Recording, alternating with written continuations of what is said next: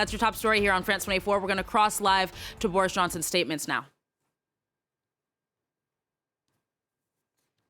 This morning, Mr. Speaker, I had meetings with ministerial colleagues and others. In addition to my duties in this House, I expect I shall have further such meetings later today. Thank you, sir. Last week, we launched a new approach to combating knife crime in Milton Keynes, which means increased use of stop and search. It means tougher charging and custody, tougher sentencing, faster youth diversion, and more work with parents and communities. Would the Prime Minister agree with me that if you carry a knife in Milton Keynes, you should expect to end up behind bars? Yes, I thank my honourable friend for what he's doing to campaign for tougher sentences in Milton Keynes, campaign against knife crime, and as a result of what the Conservatives have done, adults who are convicted of certain offences involving a knife, including threatening with a knife or a second offence of possession, face a minimum sentence of 6 months imprisonment, Mr. Speaker. And guess who voted against tougher sentences for knife crime? We know. We now come to the Leader of the Opposition, Keir Starmer. Thank you, Mr. Speaker. Today is the start of the Women's Euros, and I know the whole House will wish the Lionesses the very best of luck in bringing football home. Mr. Speaker, it's also... Mr. Speaker, it's also been 40 years since the death of Terence Higgins.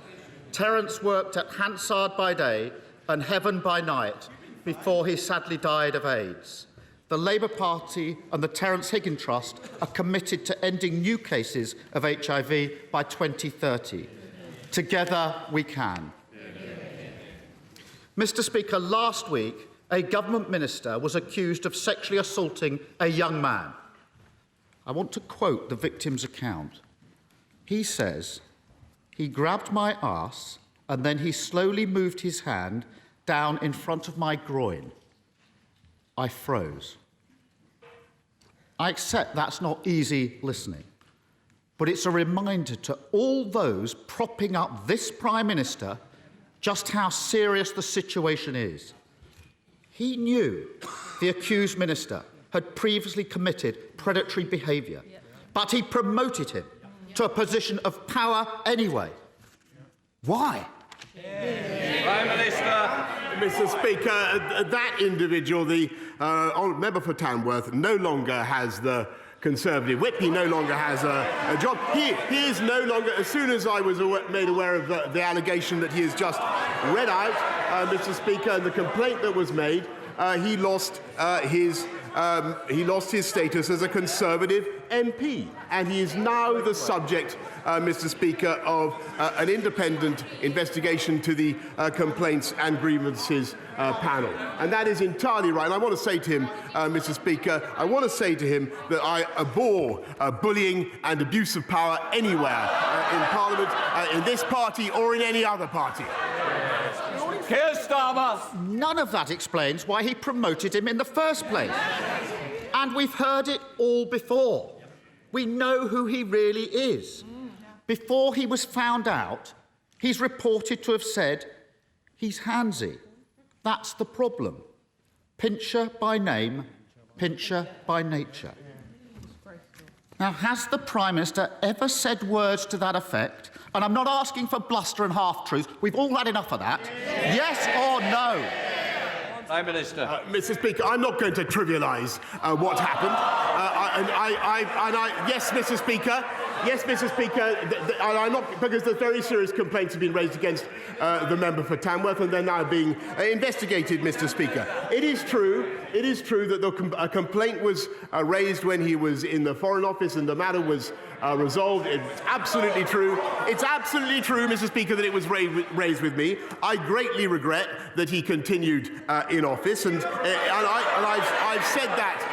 I have said that before, Mr. Speaker. I have said that before, Mr. Speaker, but it is now the subject of an independent investigation. And that is the right thing, Mr. Speaker. And frankly, I think the people of this country would like also to hear about other jobs that are held by people in this country, not least the 500,000 people we got off welfare into work in the last 6 months alone, Mr. Speaker. Those are things that are making differences to the lives of people up and down the country, and I'm proud of it. Keir Starmer. No one's cheering that. No denial. And he says the matter was resolved when he means it was upheld. Exactly. And they're all sitting there as if this is normal behaviour. Exactly. When that young man reported his attack to a government whip, she asked him if he was gay. When he said that he was, she replied, "That doesn't make it straightforward." That comment will sicken anyone who's experienced sexual assault and then be made to feel like they somehow asked for it, or who worry that prejudice means their complaint won't be taken seriously. Will he apologise for those disgraceful comments on behalf of his government? Mr. Speaker, I've already said that I regret very much that the member for Tamworth continued to hold office after the complaint was made against him in the Foreign Office, and it was resolved in the Foreign Office. His apology was accepted, but clearly that was not enough. And in hindsight, Mr. Speaker, I should have realised that he would not change. However, when it came to the Friday of last week, and when I was given the information that he's read out about the complaint that was made against the honourable member, I acted immediately, Mr. Speaker, and I took the whip away from him. And we will not tolerate that kind of behaviour in this or any other party, Mr. Speaker. And what we also want to do is to help people up and down the country with the things that also matter to them, like cutting their taxes, Mr. Speaker, by £330 this year, which is what we're doing. Keir Starmer. Doesn't that just sum him up? Awful behaviour, unacceptable in any walk of life. It's there for all to see, but he ignores it. It was the same when his ally was on the take from the lobbyists. It was the same when his Home Secretary was bullying staff. It was the same when taxpayers' money was being abused. And it was the same when he and his mates parted their way through lockdown. Anyone quitting now, after defending all that, hasn't got a shred of integrity.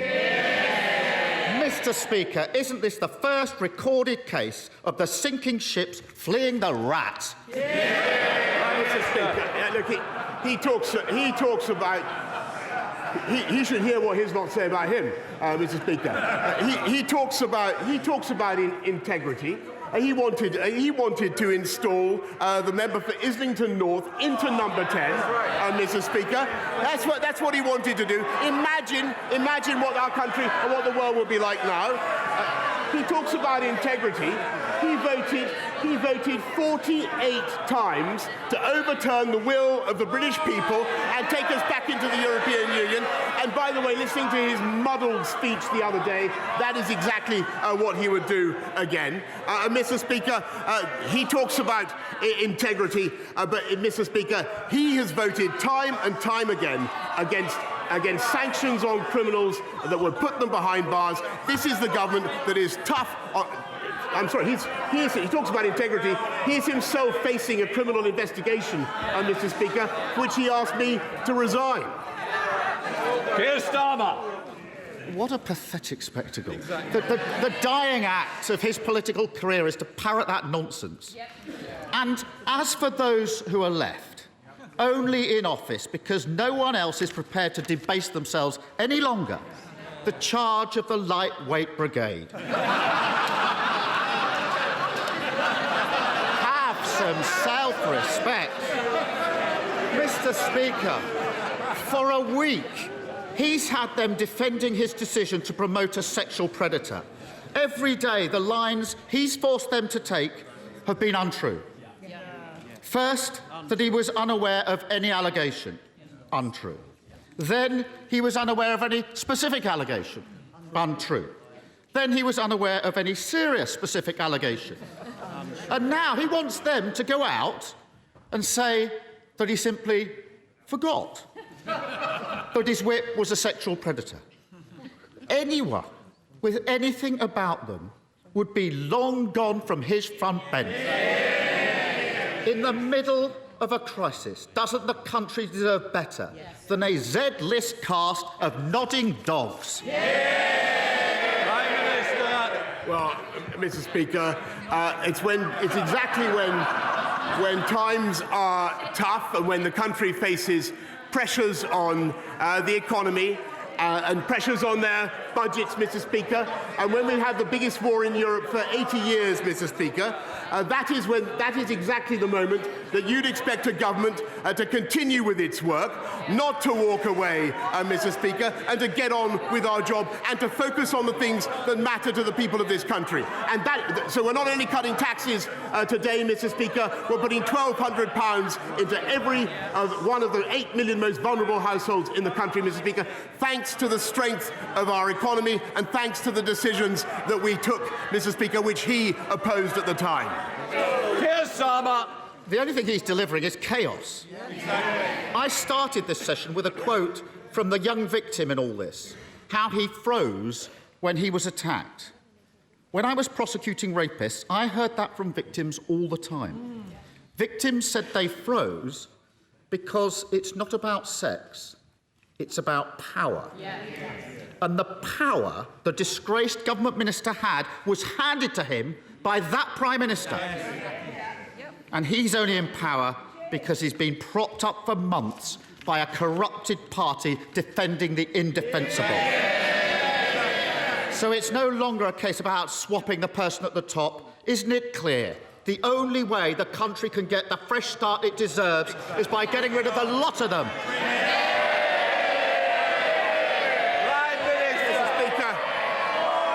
Mr. Speaker, the difference between this. Shh. We've got to get through Prime Minister's questions. Prime Minister. Mr. Speaker, the difference between this government and that opposition is we have a plan and they do not. We're getting on with it. They want to focus on this type of issue, Mr. Speaker. We're going to get on with our jobs. We're going to control prices, Mr. Speaker, by not giving in to the union barons. They're paid by the union barons, and they're proud of it. We were the first European country to arm the Ukrainians, Mr. Speaker. I'm proud of that. And those guys, Mr. Speaker, the party opposite, not only do they want to put Mr. Corbyn into number 10, the member for Islington North, but 8 of them, including the shadow foreign secretary, the shadow deputy leader, and 6 others, voted to get rid of our independent nuclear deterrent, Mr. Speaker. Today we are cutting taxes, we're helping 500,000 people into work, and thanks to the strength of our economy, we're helping people up and down the country, and we are going to continue to deliver on the mandate I was given.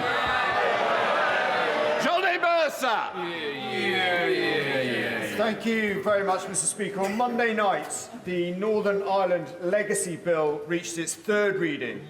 And so with it, the beginning of the end of the journey, a long journey to make sure the service and sacrifice of those who served in Iraq, Afghanistan, and now Northern Ireland is not rewritten by those who seek only to line their own pockets. But would the Prime Minister agree with me that never again can we allow such a gulf to open up between this place and those who serve? Never again must they be made to feel like we are not on their side.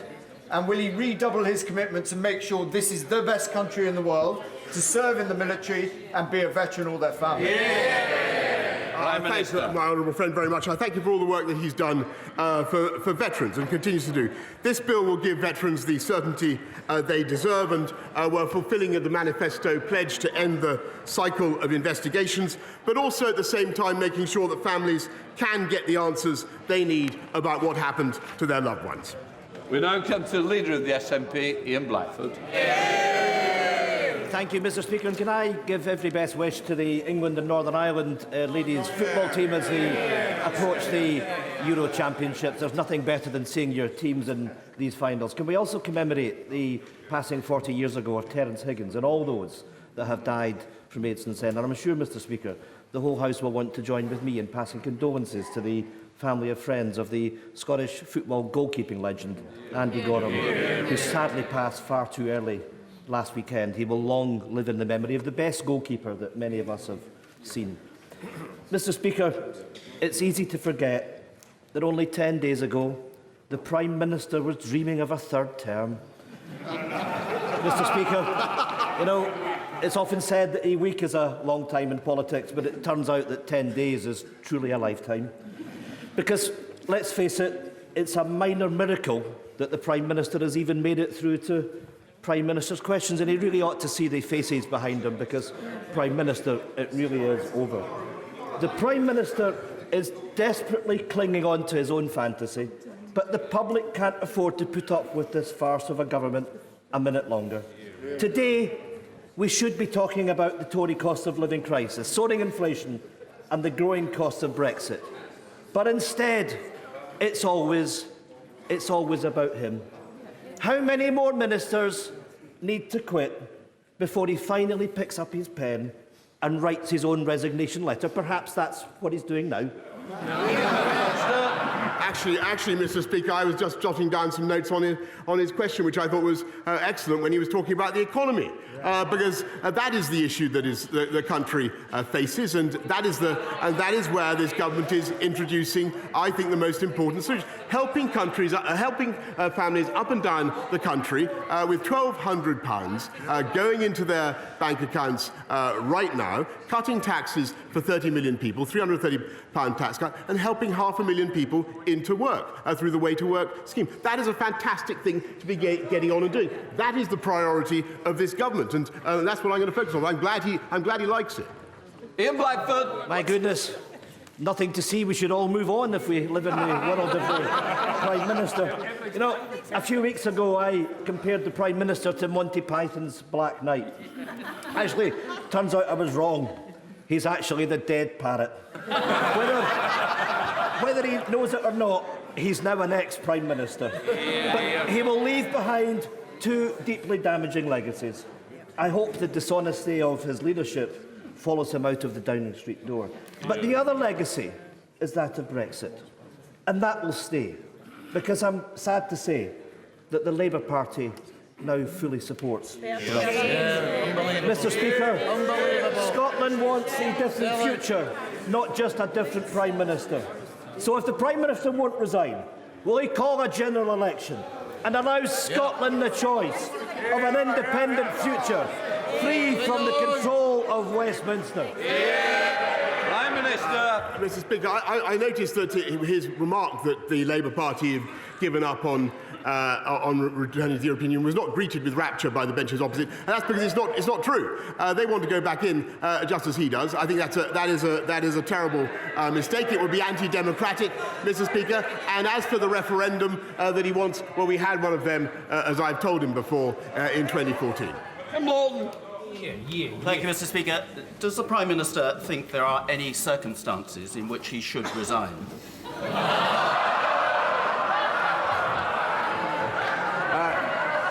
I think, Mr. Speaker, clearly, if there were circumstances in which I felt it was impossible for the government to go on and discharge the mandate that we've been given, or if I felt, for instance, that we were being frustrated in our desire to support the Ukrainian people, or over some major point, then I would.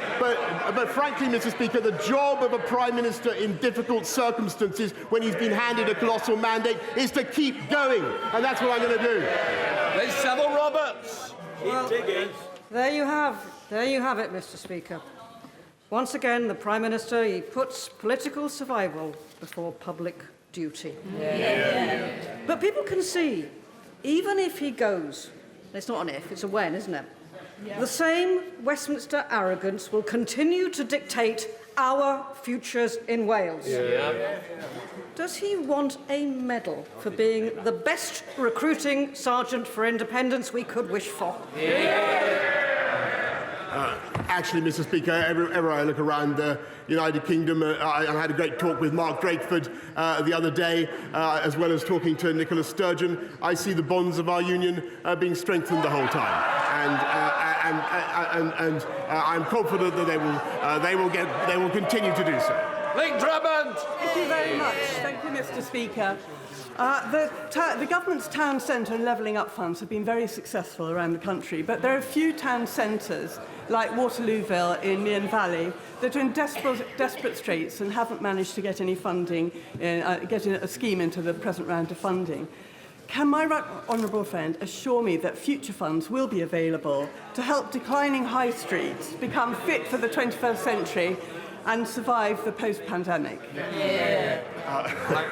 I thank my honourable friend, and she's a great champion for Mearn Valley, and I will make sure that she gets a meeting with the Minister for Levelling Up at the earliest opportunity.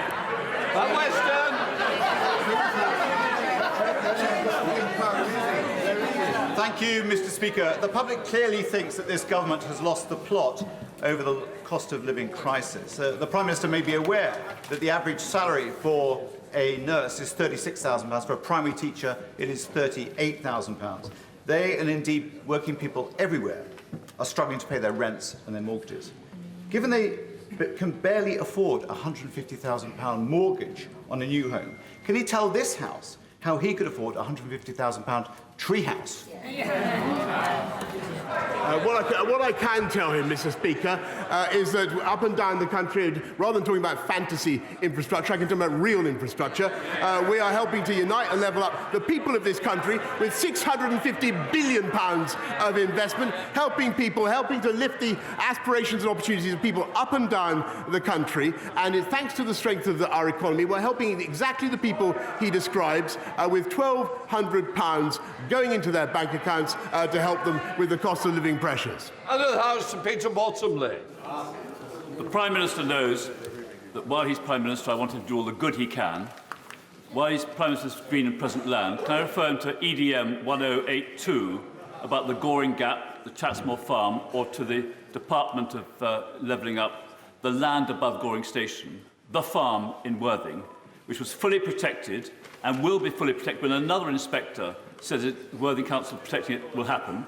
Can I ask him to tell the government to withdraw their objection to Worthing Council's appeal against the absurd decision by a planning inspector to allow 482 homes to go on this green lung between Goring and Ferry? I thank the Right Honourable John very much, and he campaigns on this issue for some time. I will make sure that he gets a meeting with the relevant minister to discuss the development in Goring by sea. Ian Legray. Thank you, Mr. Speaker. On the 21st of January, the government committed £100 million from the Automotive Transformation Fund to British Wool, to a gigafactory in my constituency, Calais, Wansbeck. And as of today, Prime Minister, not a penny, not a single halfpenny is being received by the company. And it jeopardises up to 8,000 much-needed jobs. The tensions between the Prime Minister and the former Chancellor have sadly now been much exposed. And I'm telling you, Prime Minister, the betrayal of my constituents cannot be another broken promise of this government. Prime Minister, give him a nudge. Please instruct your new bestie to make sure that the cheque is in the post this afternoon, because who knows who'll be in that seat this time this afternoon, never mind next week. Can I congratulate the honourable gentleman on the passion with which he advocates investment in British Volt? And I totally share his enthusiasm. And actually, I want to thank my honourable friend, the member for Blythe Valley as well, who is a heroic campaigner on this issue. I can tell him that the letter was sent last night, Mr. Speaker, an in-principle offer of support for this project through. How about that? Hang on in there, Mr. Speaker. That's what I'm going to do. Thank you, Mr. Speaker. The world is facing a global food crisis in which the poorest nations face catastrophic consequences. Will the Prime Minister take all possible action to negotiate and facilitate access to the grain stores stranded in Ukraine? We have a limited opportunity to avert famine in developing nations, and the UK must play its full part using all the resources at our disposal. my right honourable friend is completely right, and there are 25 million tonnes of wheat that are basically being held hostage by Putin. That's equivalent to the annual consumption of many of the least developed countries, and we're helping to lift that blockade, not just by negotiation, but also by supplying demining equipment, insurance for the commercial ships that might be involved, and also 10 million to help improve the railway infrastructure that would be necessary to get the grain out by rail. Mark Hendry. Mr. Speaker, yesterday the Prime Minister said that he is fed up of people saying things on his behalf. It's not just him that's fed up, so are the British people and his ministers who are resigning. They're sick of time and time again being sent out by him to say things that aren't true. Is the real problem him or them for believing him in the first place? Mr. Speaker, I thank him very much, and look, I want to be clear.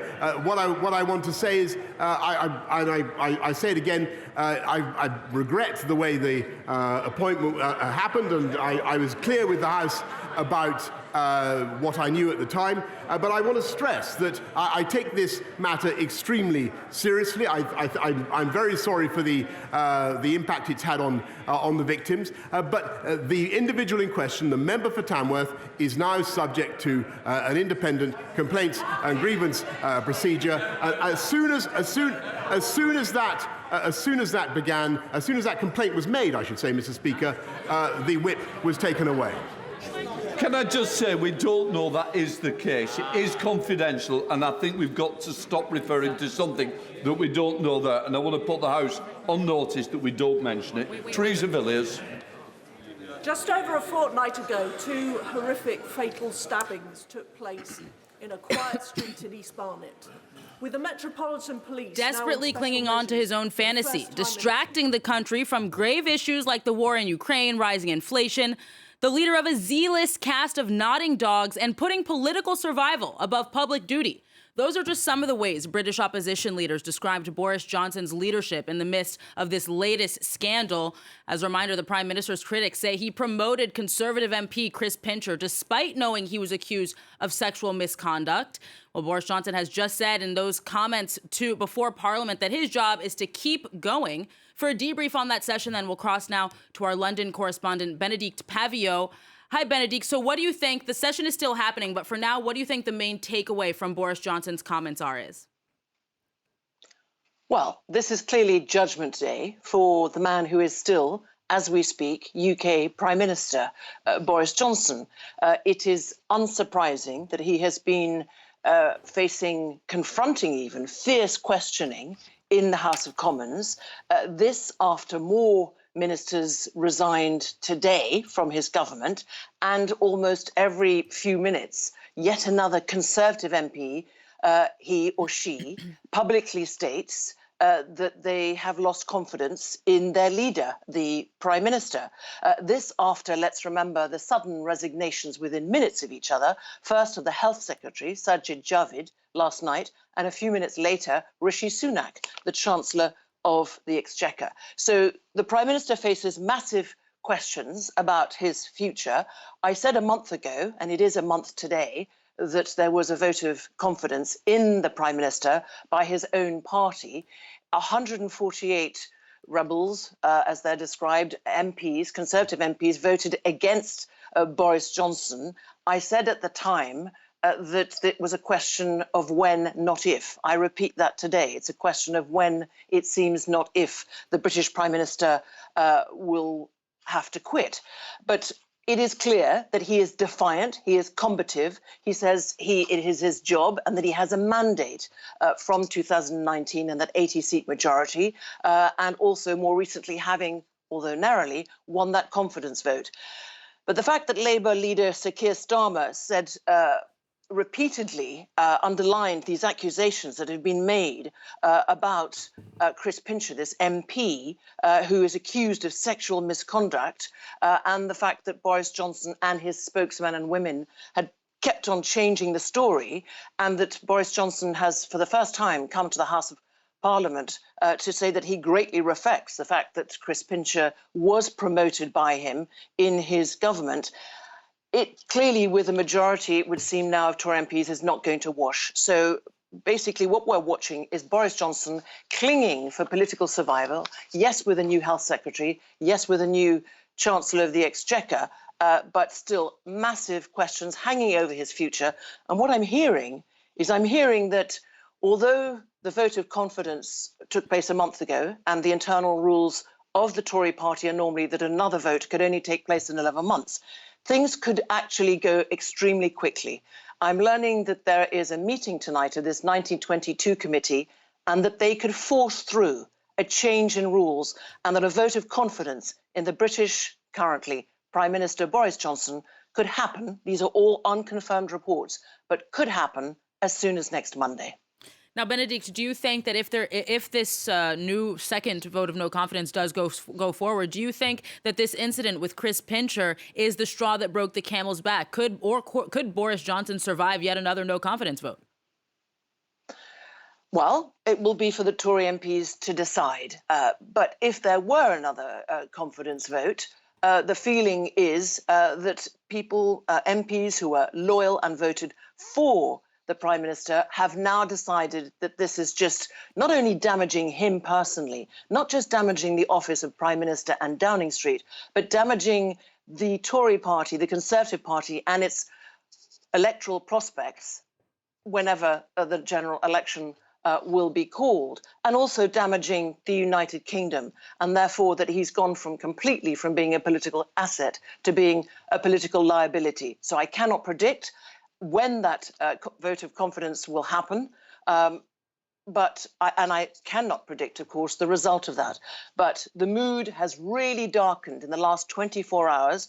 And I think when you see a Prime Minister so consistently the butt of jokes so publicly that are so damaging, and the words "on the brink" across all the newspapers of whatever tendency today, the fact that the resignations excoriating letters of Rishi Sunak and Sajid Javid kept on talking about, well, the lack of leadership, that fresh leadership is needed, the words of dishonesty and wrong leadership in all the mouths of so many Tory MPs, let alone resigning ministers, I think you can see a very embattled, besieged Prime Minister who is absolutely clinging on to the door, to the furniture of 10 Downing Street. But it looks like his days, certainly, if not hours, are numbered. But of course, he has survived so many times, all the accusations and scandals. Nobody can predict the future, but the Tory MPs will create the future when they have a vote of confidence, whenever that vote of confidence comes in Boris Johnson. All right, Benedict, we'll be keeping an eye on that. In the meantime, thank you very much for that debrief.